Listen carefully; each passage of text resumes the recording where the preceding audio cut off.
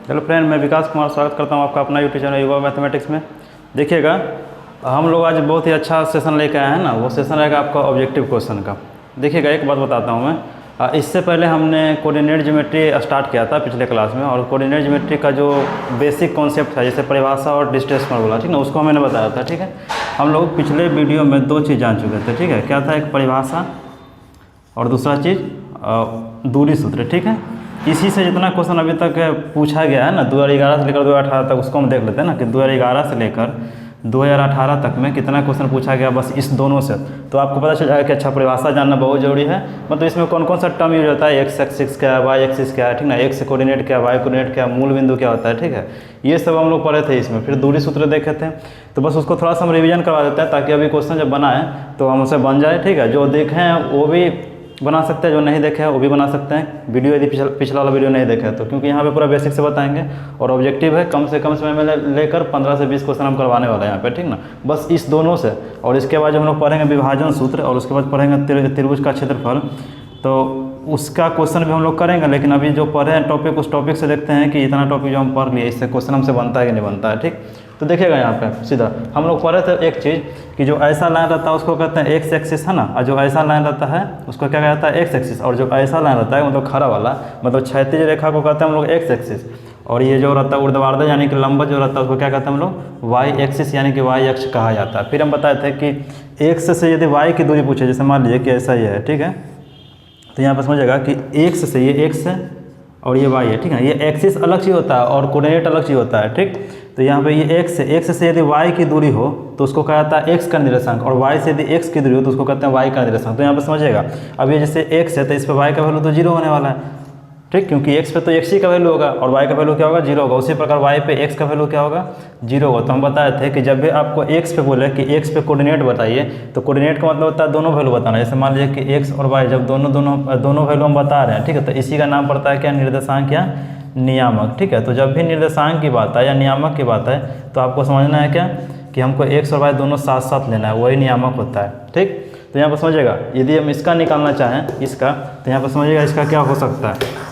तो यहाँ पे देखिएगा, एक्स पे तो एक्स होवे करेगा कुछ ना कुछ, लेकिन वाई क्या होता है, जीरो होता है, ये हम बता दिए थे। उसी प्रकार वाई पे आइएगा तो वाई पे सब क्या करता है ना कि वाई का जीरो लिख देता है, जो कि गलत है, क्योंकि पहले तो एक्स लिखाता है ना, फिर वाई लिखाता है। कोऑर्डिनेट का मतलब होता है पहले एक्स फिर वाई, पहले एक्स एक्सिस आएगा फिर वाई एक्सिस वाला आएगा। ठीक ना, मतलब एक्स कोऑर्डिनेट फिर वाई कोऑर्डिनेट। तो यहाँ पर समझिएगा, एक्स का वैल्यू तो जीरो है, यानी पहले जीरो आएगा, फिर वाई पे वाई का वैल्यू तो कुछ ना कुछ होगा, तो ये इसका कोऑर्डिनेट हो गया। ठीक है, ये देखे थे। उस पर हम लोग देखे थे मूल बिंदु, कि जब दो लाइन है ना, तो एक्स एक्सिस और वाई एक्सिस जहाँ पे कट करता है उसी को मूल बिंदु कहा जाता है। ये पढ़ लिए थे हम लोग, और इसका कोऑर्डिनेट बताए थे कि 0,0 होता है। फिर पढ़े थे हम लोग डिस्टेंस फार्मूला। देखिएगा, डिस्टेंस फार्मूला में हम क्या बताए थे, वो फार्मूला याद कर लेना चाहिए, है ना, आप लोग को, क्योंकि उस पर क्वेश्चन डायरेक्ट ऑब्जेक्टिव में पूछा जाता है, कभी कभी तो डायरेक्ट फार्मूला भी पूछ देता है। तो यहाँ पर समझिएगा, वो फार्मूला क्या था, डिस्टेंस फार्मूला, जिसको हम लोग दूरी सूत्र बोले थे ना, डिस्टेंस फार्मूला।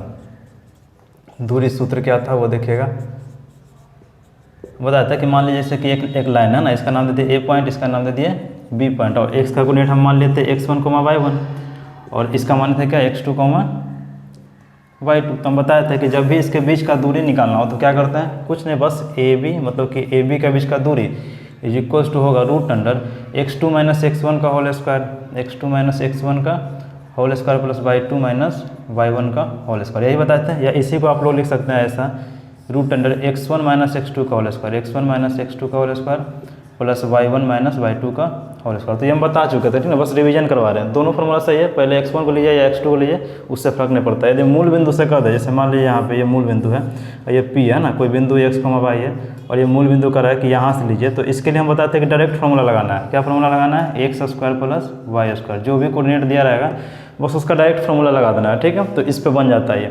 चलिए, इतना हम रिवीजन करवा दिए, अब सीधा क्वेश्चन पे आते हैं कि इससे कैसा कैसा क्वेश्चन पूछा गया है, क्या हम लोग से बनता है कि नहीं बनता। और ऑब्जेक्टिव रहेगा तो ज़्यादा लिखना नहीं है, सब्जेक्टिव के लिए लिखना पड़ता है हम लोग को। ठीक, ऑब्जेक्टिव रहेगा तो जितना फास्ट कर सकें, बस कॉन्सेप्ट क्लियर होगा तो क्वेश्चन बनेगा, नहीं होगा तो क्वेश्चन नहीं बन पाएगा आप लोग से। तो चलिए देखते हैं, सीधा पहले क्वेश्चन पे आते हैं। पहला क्वेश्चन का क्या रहा है हम लोग से, देखिएगा यहाँ पे क्वेश्चन पहला कि मूल बिंदु -3,4 की दूरी मूल बिंदु से ज्ञात कीजिए ना। हमारे पास बिंदु क्या दे रखा है, -3,4, और कह रहा है कि इसका दूरी निकालना, लेकिन मूल बिंदु से निकालना। बस ये एक वर्ड लिख दिया ना तो यहाँ से सारा खेल पलट जाता है। मूल बिंदु ये बोल रहा है, तो मूल बिंदु का भी हम बता चुके कि जब भी मूल बिंदु से दूरी पूछे तो बस क्या करना है, कुछ नहीं, बस रूट अंडर एक्स का स्क्वायर और वाई का स्क्वायर। तो इसको एक्स मान लेंगे, इसको वाई मान लेंगे। यही तो कोऑर्डिनेट होता है कि पहले एक्स फिर वाई। तो क्या होता है formula, x square plus y square. तो देखिएगा यहाँ पे एक्स का वैल्यू क्या -3 है, तो -3 का स्क्वायर प्लस 4 का स्क्वायर। तो -3 का स्क्वायर करेंगे तो कितना हो जाएगा 9, क्योंकि माइनस का स्क्वायर करते हैं तो माइनस इंटू माइनस प्लस हो जाता है, इसलिए प्लस। इसका हो जाएगा 16 और ये हो जाएगा आपका 25। अब 25 का क्या निकलता है बाहर, 5 निकलता है। 5 इकाई आपका लास्ट में इकाई यूनिट हो जाता है, ठीक है, उसको लगा देते हैं। तो 5 इसका आंसर हो चुका है, ठीक है, ऑप्शन नंबर डी। ठीक, तो जब भी रहे ऐसा क्वेश्चन तो बस कुछ नहीं करना है, एक बिंदु दे दे और कहे कि मूल बिंदु से निकालना है, तो बस दोनों का स्क्वायर करके रूट निकाल देना है। ये निकल गया आपका क्या, मूल बिंदु से दूरी। अब देखिएगा दूसरा क्या सवाल कर रहा है। दूसरा है कि सरल रेखा पे कह रहा है कि x बराबर -2 और y बराबर 3 के कटान बिंदु बताइए। जैसे कह रहा है कि मान लीजिए कि ये x था, ठीक है, और ये y था, तो कहीं ना कहीं दोनों कट किया है, ठीक है, तो उसी का कटान बिंदु बना। मतलब कटान बिंदु करने मतलब हम तो निर्देशांक पूछ रहा है कि इसका निर्देशांक क्या होगा। और ऑप्शन में देखिए आपको कैसा दे रखा है, -2,3, 2, -3, 3, -2 और -3,2 है ना, फंसाने वाला ऑप्शन दे रखा है। तो हम बताएं कि जब भी कोऑर्डिनेट की बात आए तो x, y होता है, मतलब पहले x आता है फिर y आता है। तो देख लीजिए x का वैल्यू क्या है, -2 है तो -2 रख दिए, और y का वैल्यू क्या है 3 है तो 3 रख दिए। यहाँ पे कहाँ कन्फ्यूजन है, कुछ कन्फ्यूजन नहीं, जो x था x के यहाँ पे रख दिया, y था y के यहाँ पे रख दिया। ठीक, अब यहाँ पे माइनस था इसलिए इसमें माइनस आ गया, यहाँ पे माइनस नहीं था तो माइनस नहीं आया। तो ऑप्शन में देखिए ध्यान से, अब सब में 2 ही 3 है लेकिन माइनस का खेल है, तो माइनस पहले वाले में दूसरे वाले में नहीं है, तो माइनस पहले वाले में दूसरे वाले में नहीं है। ऑप्शन नंबर ए हमारा मैच कर रहा है, ठीक है। तो बस कटान बिंदु बोले तो दोनों का निर्देशांक एक साथ लिख देना है, वही आपका क्या हो जाएगा, कटान बिंदु हो जाएगा। अब देखिएगा नेक्स्ट क्वेश्चन क्या कहता है, कह रहा है कि y अक्ष पर स्थित किसी बिंदु x का नियामक क्या होगा। ठीक है, नियामक हम बताते हैं कि कोऑर्डिनेट कर रहा है कि y अक्ष पर स्थित नियामक निकालना। नियामक का मतलब क्या होता है कि x और y का वैल्यू बताइए, ठीक है ना, यही नियामक होता है या निर्देशांक होता है। तो यहाँ पे देख लीजिए क्या कर रहा है कि y अक्ष पर स्थित x का नियामक। तो बताइए तो y अक्ष पर स्थित x का नियामक क्या हो सकता है, y पर तो y का वैल्यू y होगा ही, y पर y का वैल्यू तो y होगा ही, ये आपका y है तो इस पर तो y का वैल्यू कुछ ना कुछ तो होबे करेगा। लेकिन यहाँ पे x का वैल्यू क्या होने वाला है, 0 होने वाला है। और निर्देशांक में नियामक सबसे पहले क्या लिखाता है, x लिखाता है, ठीक है। तो x का वैल्यू तो y पे 0 हो जाएगा, तो ये हो गया 0, और y पे तो y होगा ही y, तो y, तो ये 0, y जो है y अक्ष पर किसी बिंदु x का नियामक है ना, y अक्ष पे x का नियामक है, ठीक है। तो y अक्ष पे y तो होगा ही, और x क्या होगा 0 का, तो ये आपका क्या हो गया, नियामक हो गया 0, y, ये आंसर हो गया आपका, ठीक है। फिर देखिए आगे कह रहा है कि बिंदु -1,3 और -5,7 के बीच की दूरी ज्ञात कीजिए। ठीक है, दो बिंदु दे रखा है और कह रहा है कि इसके बीच का दूरी ज्ञात करके बताइए क्या होगा। तो बस देखते हैं कैसे इसको बनाना है, फार्मूला याद है तो बन जाएगा। 2 बिंदु हमको दे रखा है, क्या क्या बिंदु, एक बिंदु मान लेते हैं ए है, एक बी है, कुछ मान सकते हैं, अपने मन से तो मानना है, ठीक है। तो -1,3 और दूसरा क्या है -5,7, ये 2 बिंदु रखा है, उसके बीच का दूरी पूछा है। तो बस दूरी सूत्र लगा दीजिए ना, क्या होता है ए बी, मतलब कि दूरी सूत्र बराबर √x2 - x1 का whole square plus y2 - y1 का होल स्क्वायर। देखिए बस माइनस प्लस का ध्यान रखना है, x2 क्या -5 है तो -5 दे दिए ब्रैकेट के अंदर, माइनस फार्मूला से, तो x1 का वैल्यू -1 तो फिर माइनस आ गया इसलिए ब्रैकेट चढ़ जाएगा। चलिए स्क्वायर प्लस y2 7 है तो 7 दे दिए, माइनस y1 3 है तो 3 दे दिए। अब इसका स्क्वायर कर देना, कुछ नहीं करना। तो देखिए कैसे इसको तोड़ेंगे, -5 है पहले तो -5 रहने देंगे, और माइनस माइनस प्लस हो जाएगा 1, इसका स्क्वायर कर देंगे, प्लस 7 में से 3 गया 4 का स्क्वायर कर देंगे। अब देखिएगा इसको घटाएंगे तो -4 आएगा, क्योंकि बड़ा ये है तो बड़ा का साइन लगता है स्क्वायर प्लस 4 का स्क्वायर। तो ये क्या हो गया, माइनस का स्क्वायर प्लस हो जाता है, तो ये हो गया 16, और ये भी हो गया 16, और 16 16 32। अब इसको इस तरह से तोड़ना है ना कि हमारा रूट के बाहर निकल जाता है। 16 को क्या लिख सकते हैं, 32 को क्या लिख सकते हैं, 16 × 2। चलिए तो 16 का तो 4 निकल जाता है रूट, लेकिन 2 का तो नहीं निकलता है, तो √2 में ही रह जाएगा ये, ठीक। 2 जो है रूट में रह जाएगा, 16 का तो 4 निकल गया, मतलब ये जो आपका है वो आंसर आ चुका है, ठीक है। 4√2 इकाई पहला ऑप्शन ही है। तो ऐसे प्रश्नों को करने के लिए बस फॉर्मूला याद है तो आप कर सकते हैं, बस माइनस प्लस का ध्यान रखना है और सॉल्व कर जाना है, ठीक है। देखिएगा फिर कह रहा है कि बिंदु 4, -5 की दूरी मूल बिंदु से ज्ञात करना है, ठीक है। फिर वही बात है, एक ही बिंदु दे रखा है इस बार, 2 बिंदु नहीं है, 4, -5 और बोल दिया है क्या, मूल बिंदु। जब भी मूल बिंदु बोल दे तो दिमाग ही नहीं लगाना, यहाँ पे बस बोल रहा था कि 2 बिंदु के बीच की दूरी है, यहाँ पे क्या बोल रहा है, मूल बिंदु, इसी में सब छुपा हुआ है। जब भी मूल बिंदु होगा तो एक ही पॉइंट देगा, और जब भी दो बिंदु का दूरी का निकालने के लिए तो 2 पॉइंट यहाँ पे आपको दे रखा होगा, ठीक है ना। यहाँ पे 2 पॉइंट है तो इसलिए दूरी सूत्र लगा दिए। यहाँ मूल बिंदु से यहाँ भी दूरी सूत्र लगा सकते हैं 0,0 लेकर, लेकिन उतना काहे करें, ऑब्जेक्टिव ना है। तो बस हम बताए थे कि मूल बिंदु से रहे तो x² और वाई स्क्वायर। आप मत देख भी मत कि माइनस लगा कि नहीं लगा, उससे कोई फर्क नहीं पड़ता है, ठीक है। तो 4 का स्क्वायर कर देंगे प्लस माइनस 5 का स्क्वायर कर देंगे, तो 4 का स्क्वायर तो 16 हो जाता है, अब माइनस का स्क्वायर प्लस 5 का स्क्वायर 25, कितना हो गया 6 5 11 के एक हाथ में आएगा, 2 1 3 1 4 41, रूट 41 आपका आंसर हो चुका ना, ऑप्शन नंबर ए, 5 का ऑप्शन नंबर ए, ठीक है। देखिएगा बस आज हम लोग दूरी सूत्र पे सारे सवाल को देखेंगे, उसका जो नेक्स्ट वीडियो आएगा कोऑर्डिनेट का, उसमें आपका जो अगला है विभाजन सूत्र, त्रिभुज का क्षेत्रफल, समरेख का शर्त, ठीक है, चतुर्भुज का क्षेत्रफल, इस सब को देख लेंगे और उस पर सवाल जो बनेगा वो सवाल कर लेंगे। बस पढ़ना नहीं है, सवाल को करना है, क्योंकि एग्जाम में सवाल ना आएगा, थ्योरी थोड़ा ना आएगा, लेकिन थ्योरी भी जानना है सवाल को बनाने के लिए, तो थ्योरी फिर तुरंत उसके बाद क्लास, थ्योरी फिर क्लास, ऐसा ही चलेगा, ठीक है, क्लास आपका। फिर देखिएगा नेक्स्ट क्वेश्चन है और बहुत अच्छा क्वेश्चन है, करा है कि बिंदु A, B, दो बिंदु दे रखा है, बिंदु A, B और एक बिंदु आपका -A, B, ये दे रखा है। मान लीजिए कि 2 पॉइंट हमारा कोई था, इसको मान लिए थे A और इसको मान लिए B, तो A का कोऑर्डिनेट दे रखा है और Y का कोऑर्डिनेट दे रखा है। आप लोग क्या जानते हैं कि x1 y1 होता है, तो x1, y1 यही ना होता है, और यहाँ पे क्या होता है x2, y2 ये होता है। तो हमारा पे x1 y1 ना देके a और b दिया है और x2 y2 ना देके -a -b दिया, बस कुछ नहीं करना है। क्या होता है, क्या हम लोग को फॉर्मूला याद होना चाहिए, फॉर्मूला होता है x2 - x1 का whole square plus y2 - y1 का होल स्क्वायर। तो कुछ नहीं करना, बस x2 का जो वैल्यू वो रख देना, तो x2 का वैल्यू देखे तो -1 है, तो -1 रख दिए, a रख दिए है ना, और फिर x1 का क्या है a है, तो a रख दिए का स्क्वायर प्लस y2 कितना है -b है, देखिए y2 - b माइनस y1 कितना है b है, तो b रख दिए। अब देखिएगा क्या होने वाला है इसके साथ, -a -2 है, जब 2 नंबर माइनस में तो जुड़ जाता है, ठीक है, और साइन माइनस का होता है प्लस -b -2b स्क्वायर हो गया। अब देखिएगा माइनस का स्क्वायर प्लस 2 का स्क्वायर 4, a का स्क्वायर a स्क्वायर, उसी प्रकार 2 का स्क्वायर 4 माइनस का स्क्वायर प्लस हो जाएगा, यानी कि 4b स्क्वायर। अब यहाँ से क्या होगा कि 4 हम कॉमन ले ले दोनों में, तो क्या बचा यहाँ पे a square plus b square. अब देखिएगा 4 का तो 2 निकल जाता है, क्योंकि 2 का स्क्वायर रूट 4 होता है, तो यहाँ पे समझिएगा बचा क्या अंदर a square plus b square, तो निकलेगा नहीं। अब कहेगा कि a 2 है b 2 है, गुना में थोड़ा गुना में जाता है ना, बाहर निकलता है प्लस में, ये यहाँ से बाहर नहीं निकलेगा, ठीक है। तो यहाँ आपका ये आपका आंसर हो गया, ठीक। तो देख लीजिए कौन सा ऑप्शन है, ऑप्शन नहीं है। पहले के एग्जाम में 2013 14 ये सब एग्जाम जो होता था तो ऑब्जेक्टिव में ऑप्शन नहीं रहता था, बस डायरेक्ट वो दे देता था, ठीक। तो अब तो ऑब्जेक्टिव आता है, तो ऑब्जेक्टिव में 4 ऑप्शन आते हैं, तो बस ऑप्शन देख के आप लोग माप लीजिएगा, देखिएगा कैसे क्या ऑप्शन है उसके हिसाब से, ठीक। आंसर आपका लेकिन यही होगा।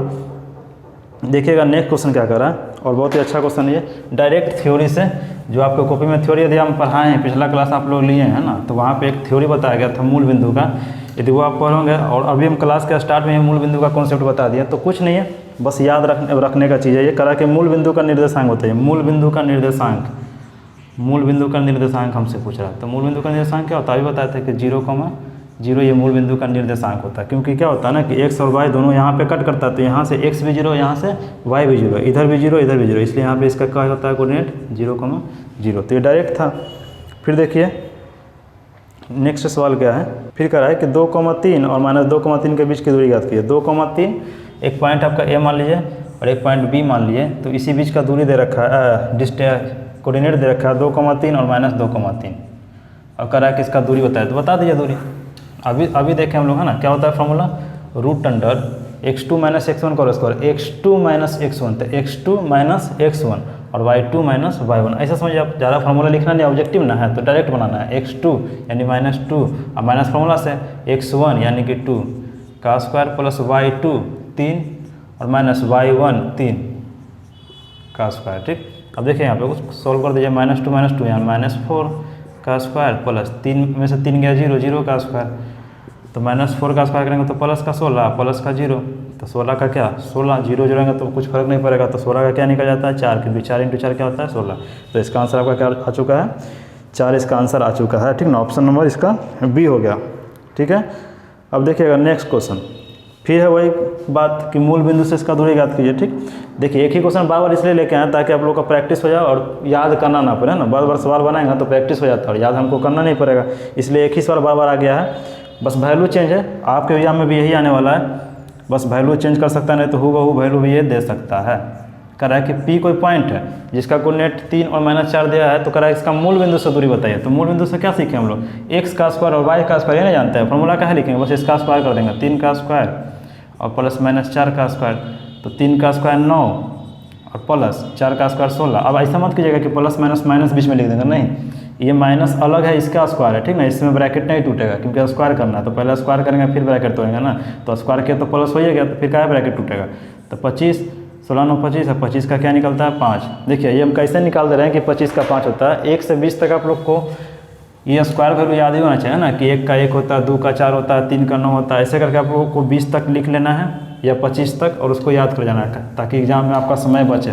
बहुत फ़ायदा करेगा ये, सारे चैप्टर में इसका यूज आता है लगभग, है ना, कोऑर्डिनेट में तो ज़्यादा यूज आता है, और उसके बाद क्या बोलते हैं ये ट्रिगो में इसका बहुत ज़्यादा यूज पड़ता है, ठीक है। तो इसलिए इसको 20 तक याद कर लेंगे, नहीं तो प्रैक्टिस करते रहेंगे अपने याद हो जाएगा, कुछ बड़ा चीज़ तो है नहीं ये।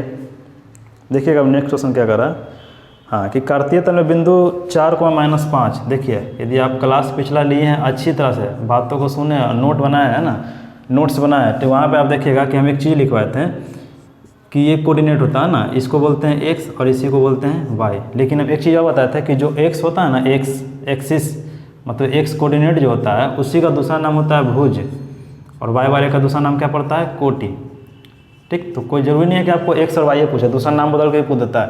तो एक्स वाले को भुज कहते हैं, वाई वाले को कोटि कहते हैं। तो यहाँ पे देखिए क्या सवाल है, करा कि कार्तीय तल में बिंदु 4-5 के कोटि का मान बताया। तो कोटि कौन होता है जी, कोटि होता है वाई वाला, यानी कि -5 इसका आंसर। माइनस लगा हुआ इसलिए माइनस लेंगे, नहीं रहता तो नहीं लेते हैं। कोटि का मान क्या हो गया, -5। देखिए डायरेक्ट बना के नहीं बनाइए, तो बस फॉर्मूला कॉन्सेप्ट परिभाषा आपको दिमाग में रहना चाहिए।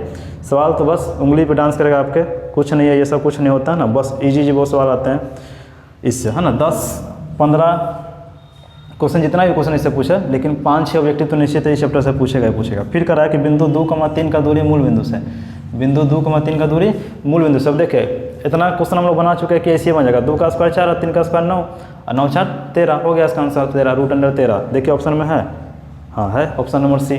तो यहाँ पे क्या किया हम, कुछ नहीं करना, 2 का स्क्वायर, तो 2 का स्क्वायर प्लस 3 का स्क्वायर, तो 2 का स्क्वायर 4 और 3 का स्क्वायर 9, और ये रूट के अंदर है तो रूट दे दिया, तो √13। और 13 तो बाहर निकलता नहीं है, 13 का कोई खंड नहीं होगा, इसलिए इसका आंसर क्या हो गया, √13 इसका आंसर हो गया, ठीक। फिर देखिएगा नेक्स्ट क्वेश्चन क्या कर रहा है, ये और अच्छा क्वेश्चन है, बहुत अच्छा क्वेश्चन है। करा कि कार्तीय तल में स्थित बिंदु 4,-4,10 देखिए इस बार का जो क्वेश्चन होगा है कि -4 है और -10 है, तो इसमें आपको बताना है भुज क्या होगा, भुज का मान पूछ रहा है कि भुज क्या होगा। अभी बता दिए इसमें, देखिए जो एक्स वाला होता है उसको बोलते हैं भुज, देखिए एक्स वाले को भुज बोले थे, वाई वाले को कोटि बोले थे, तो बस यहाँ पे देखना और बताना तो है। तो भुज पूछ रहा है, तो भुज क्या हो जाएगा, -4। और ऑप्शन में देखिए 4 रहेगा, -4 भी रहेगा, 10 भी रहेगा, -10 भी रहेगा। बच्चा कन्फ्यूज कौन पहले आता है, भुज आता है कि कोटि आता है, तो याद रखना है पहले एक्स फिर वाई, एक्स को भुज और वाई को कोटि कहते हैं, तो पहले एक्स ना आता है जी, तो इसी का नाम भुज ना है। तो भुज क्या हो गया, -4। और बना के 4 मत मार देना क्योंकि माइनस लगा हुआ है इसमें, इसलिए -4 इसका आंसर होगा। समझ रहे होंगे हम क्या कहना चाह रहे हैं, बस कुछ नहीं है, छोटा छोटा बात है, छोटा छोटा बात को ध्यान रखना है और इसी से ऑब्जेक्टिव बनता है। हम लोग बड़ा वाला चीज़ याद कर लेते हैं, छोटका को भुला जाता है, इसलिए हमसे सवाल बनवे नहीं करता है। और ये सब तो बहुत ईजी है, बस थोड़ा सा ध्यान रखना है इसको और कुछ नहीं करना है। देखिएगा इसी का एक नेक्स्ट क्वेश्चन है कि मूल बिंदु से P - x, y। देखिए तो डायरेक्ट फार्मूला के तौर पर पूछ दिया है। हम लोग सीखे थे कि यदि कोई पॉइंट x, y हो और इसका दूरी मूल बिंदु से पूछे, तो हम लोग क्या सीखे थे कि कुछ नहीं करना है, √x² + y²। फार्मूला यदि नोट्स हम लिखवाए थे तो उसमें ही ना बताए थे कि x, y हो तो बस ये फार्मूला लिख देना आपको लगा के। तो यहाँ पे देखिए फार्मूला के टर्म में पूछ दिया कि -x, y, हम बताए थे x, y, ये लगा दिया -x, y, तो उससे कोई दिक्कत नहीं है। हम जानते हैं कि स्क्वायर करना होता है ना, तो -x का स्क्वायर कर देंगे और प्लस y का स्क्वायर कर देंगे, तो -x का स्क्वायर तो x से स्क्वायर आएगा, y का स्क्वायर y स्क्वायर का। माइनस से कोई फ़र्क पड़ता है, माइनस से फ़र्क इसलिए नहीं पड़ता है, देखिए दोनों सेम है। हम बता रहे थे कि माइनस से फ़र्क इसलिए नहीं पड़ता है क्योंकि माइनस का जब भी स्क्वायर होता है ना, जैसे में देखिए -2, तो क्या हो जाता है +4। माइनस को 2 बार लिख दिया है ना, -2 × -2, तो माइनस माइनस क्या हो जाता है, प्लस हो जाता है, इसलिए कोई फ़र्क नहीं पड़ता है। तो ध्यान रहे कि जब भी माइनस का स्क्वायर हो तो हमेशा प्लस में ही आता है, ये चीज़ का ध्यान रखना है, स्क्वायर हो तो।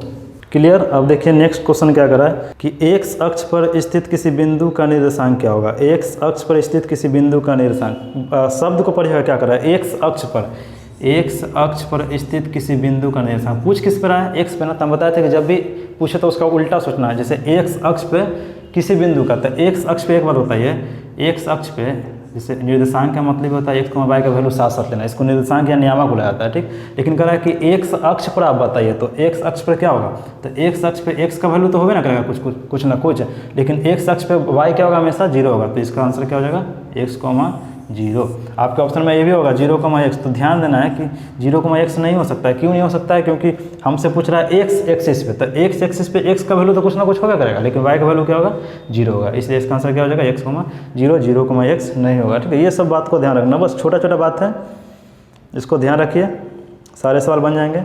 फिर देखिए वही सवाल फिर से है कि x अक्ष पर स्थित किसी बिंदु y का नियामक। यहाँ पे करा था कि x अक्ष पर स्थित किसी बिंदु का नियामक, यहाँ पे करा कि x अक्ष पर स्थित y का नियामक, ठीक ना। तो बताइए तो x अक्ष पर स्थित y का नियामक क्या होगा, इसे समझिएगा। यहाँ पे ये x एक्सिस था हमारा, ये x अक्ष है, हम बताए थे कि यहाँ पे y का वैल्यू क्या होगा, 0 होगा। तो बात को यहाँ पर ध्यान देना है ना कि ये हमसे पूछ कर रहा है, यदि बोला कि किसी बिंदु का निर्देशांक, तो किसी बिंदु का मतलब दोनों आ गया, x का भी और y का भी नियामक, है ना। तो ये ले लिए। लेकिन यहाँ पे कह रहा है कि x अक्ष पर स्थित y का नियामक, सिर्फ y का पूछ रहा है, तो x पे y क्या होता है, 0, तो y का वैल्यू क्या हो जाएगा, 0। तो यहाँ पे आंसर देखिए, इसके पहले वाले सवाल में और इस वाले सवाल में अंतर समझिए। इसके पहले वाले सवाल में क्या कर रहा था कि x अक्ष पर स्थित किसी बिंदु का, तो किसी बिंदु मतलब मान लीजिए कोई बिंदु P है, तो इसका तो दोनों ना बताना पड़ेगा, x और y दोनों। इसलिए यहाँ पे बता दिया था कि x पे x का मान x, लेकिन y का मान 0, तो इसलिए यहाँ पे आंसर हो गया था x, 0। लेकिन यहाँ पे है, तो यहाँ पे करा कि x अक्ष पर स्थित बिंदु y का नियम बताना, y का वैल्यू बताना, तो y का वैल्यू तो 0 होता है, तो इसका सिर्फ आंसर क्या होगा, 0। x, 0 या 0, y नहीं होगा, ठीक है। क्या होगा, y बराबर 0, सिर्फ y पूछा है। यदि सिर्फ x पूछता तो x बताते हैं, ठीक है। देख लेते हैं और सवाल है क्या। चलिए एक और सवाल है अच्छा सा, करा कि कार्तीय तल में स्थित किसी बिंदु 6,4 का कोटि का मान बताइए। 6,4 कोई बिंदु दे रखा है, ठीक है, और बोल रहा है कि इसमें कोटि का मान क्या होगा। तो अभी हम बता दिए कि x वाले को भुज और y वाले को कोटि, x वाले को भुज और y वाले को कोटि, तो कोटि कितना हो गया, कोटि का वैल्यू हो चुका है 4। क्लियर। और कोई सवाल बच रहा है हमारे पास, देख लेते हैं। चलिए सारे सवाल समाप्त हो चुके हैं, लगभग 12 से 15 क्वेश्चन है ना, बहुत ईजी क्वेश्चन था ये। तो आशा करते हैं कि आप लोगों को क्लास अच्छा लगा हो ना, और क्वेश्चन भी बनाने में मज़ा आया होगा, क्योंकि थ्योरी पढ़ के जब क्वेश्चन बनाते हैं, क्वेश्चन बनता है तो अच्छा भी लगता है, और पढ़ने का आगे मज़ा भी आता है ना। तो बस ऐसे ही हम लोग पढ़ेंगे, तो ईजी वे में पढ़ते जाएंगे, छोटा छोटा वीडियो रहेगा, बस देखना है और उसको नोट्स कर लेना है, ठीक ना। नोट्स जब तक नहीं कीजिएगा ना, दोबारा रिवीजन करने में मज़ा नहीं आएगा। कितना वीडियो देखिएगा, 1 बार 2 बार 3 बार, और 1-2 बार देख लिए तो याद तो हो ही जाएगा, लेकिन नोट्स बनाया रहेगा तो ज़्यादा अच्छा रहेगा, अपने से पढ़ सकते हैं आप, ठीक। तो आशा करते हैं कि क्लास अच्छा लगा होगा, और हम लोग जल्द ही इसका नेक्स्ट वीडियो लाते हैं, जो कि कोऑर्डिनेट ज्योमेट्री पार्ट 2 के नाम से रहेगा, और उसमें हम लोग देखेंगे सेक्शन फार्मूला और त्रिभुज का क्षेत्रफल वगैरह देखेंगे। उसके बाद उसका फिर ऑब्जेक्टिव लगाएंगे, फिर सब्जेक्टिव लगाएंगे, ठीक है। बस इसका बहुत पार्ट में ये वीडियो आएगा, देखते रहना है, सब पार्ट को देखना अच्छे से, और इससे 10 नंबर का सवाल पूछते हैं तो इसको अच्छा से पढ़ लेना है एक बार, ताकि एग्जाम में सवाल आए तो छूटे नहीं, ठीक। चलिए मिलते हैं नेक्स्ट वीडियो में। हमारे चैनल को लाइक कीजिए, सब्सक्राइब कीजिए, दोस्तों के साथ शेयर कीजिए, जो अच्छा लगता वीडियो तो कमेंट कीजिए, ठीक है। 1 मिनट और, एक बच्चा कमेंट किया था ना कि आप पिछले क्लास में एक चीज़ गलत बता दिए थे ना, हम भी देखें क्या गलत था, हम बता देते हैं। जैसे कि क्वेश्चन था कि cos 48 डिग्री और माइनस sin 52 डिग्री, ये हम ट्रिगो का जब बताए तो उसमें बताए थे, तो हम बताए थे कि जब ये दोनों मिलाकर 90 हो जाता है तो इसका आंसर हम बताए थे कि हमेशा 0 लेते हैं जब माइनस में हो, तो यही चीज़ जब बटन में हो तो 1 होता है, ठीक है। तो यहाँ पे देखिएगा वो कमेंट क्या किया था कि सर 48 और 52 मिला के 90 नहीं होता, 100 होता है, ठीक है। तो हम भी देखा अच्छा हाँ, लगता है कि मिस्टेक हो गया है। मिस्टेक क्या होता है ना कि हम यहाँ पे 42 लिखना चाह रहे थे, लेकिन लिखा गया था क्या 52, तो 52 लिखेंगे तो 100 तो पहुँचे जाएगा, लेकिन 42 रहेगा तब ना 90 होगा, तो इसीलिए मिस्टेक है। बस समझ सकते हैं कि यहाँ पर 42 लिखना चाह रहे थे, 52 लिखा गया है, और सवाल उसी तरह से बन गया, तो उससे मतलब नहीं है। बस याद रखना है कि 90 पूरेगा तभी उसका वैल्यू क्या होगा, माइनस में हो तो 0 होगा, और बटा में हो तो 1 होगा। बस ये हम बताना चाह रहे थे, ठीक है। तो ये सब होते रहता है, अगले बार से नहीं होगा, ठीक है। तो बस देखना है, इस सब पे ध्यान देना है, और अच्छा है कि आप बता दिए ताकि हम उसको आगे बार से सुधार कर सकें, ठीक। तो चलिए मिलते हैं नेक्स्ट वीडियो में, तब तक के लिए जय हिंद, जय भारत।